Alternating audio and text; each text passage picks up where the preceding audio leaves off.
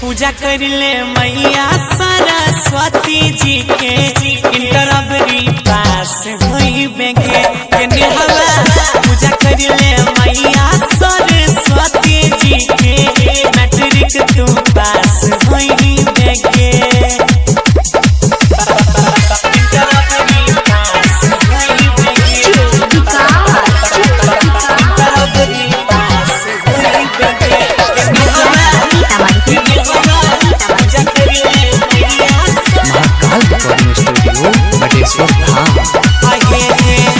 सभे के ऊपर मैया राखै छै धियान गे दया बरसैतौ तोर देतौ वरदान गे सुन ले सभे के ऊपर मैया राखै छै धियान गे दया बरसैतौ तोर देतौ वरदान गे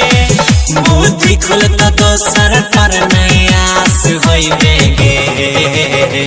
पूजा कर ले मैया बिना पानी के गे इंटरबरी पास होई बेगे कोमली पूजा कर ले मैया सरस्वती जी के मैट्रिक तू पास होई बेगे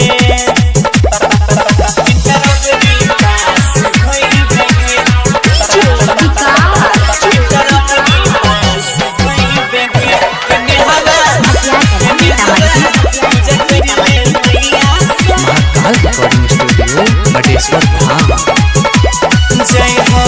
श्रद्धा मन से तू कर ले मैया के उपवास गे दुल्हनी मन मिला जैतौ होई जैबे जब पास गे गे श्रद्धा मन से तू कर ले मैया के उपवास गे दुल्हनी मन मिला जैतौ होई जैबे जब पास गे हमरे आयुष सन्नी के तू खास होई बेगे पूजा कर लो जाके गौरव आ जाए संग में